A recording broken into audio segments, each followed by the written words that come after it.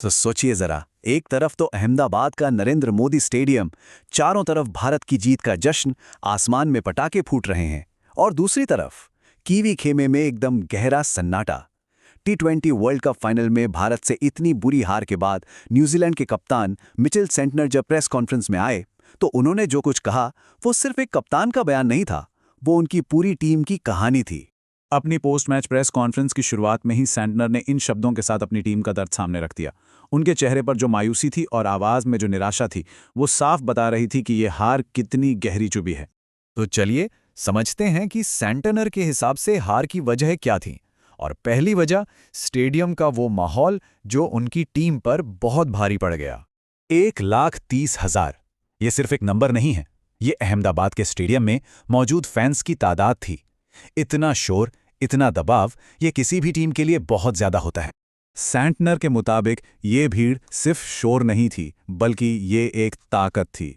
उन्होंने इसे team India की असली और सबसे घातक ताकत कहा। एक ऐसी ताकत जिसने भारतीय खिलाड़ियों में जोश भर दिया और न्यूजीलैंड के हौसलों को पूरी तरह से तोड़ दिया। अच्छा, सिर्फ दबाव ही नहीं था, मैदान पर भारत की जो रणनीति थी उसने भी न्यूजीलैंड के सारे प्लान्स पर पानी फेर दिया। सेंटनर ने ये बात साफ तौर पर मानी कि भारत ने जिस तरह का बेखौफ क्रिकेट खेला, उसकी उन्होंने कल्पना भी नहीं की थी। उनकी प्लानिंग से कहीं ज्यादा आक्रामक खेल दिखाया इंडिया ने। मतलब फाइनल का इतना प्रेशर, लेकिन फिर भी अपना नेचुरल अटैकिंग गेम खेलना, इसी ने न्यूजीलैंड को पूरी तरह से बैकफुट पर धकेल दिया। देखिए, न्यूजीलैंड का गेम प्लान बहुत सीधा था। जल्दी विकेट लो, उस बड़ी सी भीड़ को शांत करो और प्रेशर वापस इंडिया पर डालो। लेकिन सेंटनर के शब्दों में कहें तो भारत का निडर खेल इतना जबरदस्त था कि उनकी ये पूरी की पूरी रणनीति धरी की धरी रह गई।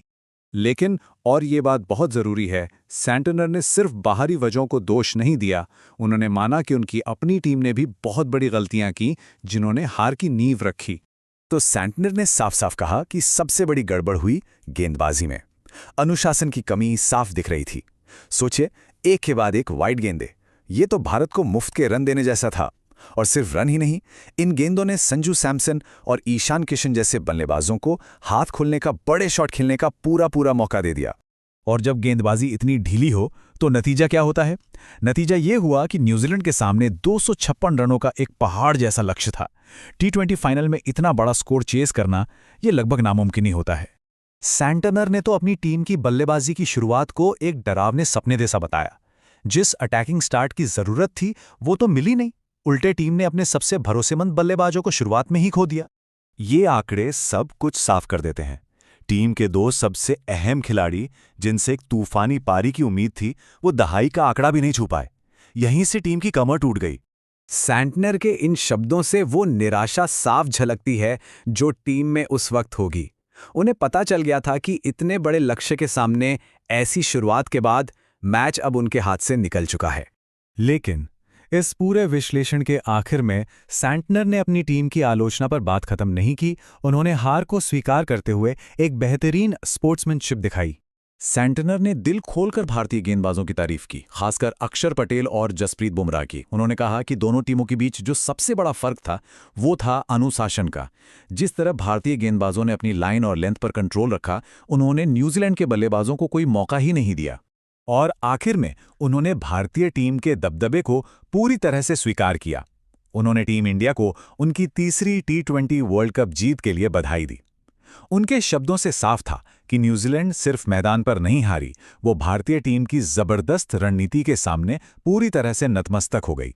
तो सेंटनर का ये बयान एक बहुत बड़ा सवाल पीछे छोड़ जाता है। क्या सच में अपने घर में, अपनी कंडीशंस में टीम इंडिया को हराना नामुमकिन है? क्या वो इतने मजबूत हो चुके हैं कि उन्हें कोई चुनौती ही नहीं दे सकता? अब ये वो सवाल हैं जिसका जवाब शायद आने वाला वक्त ही देगा।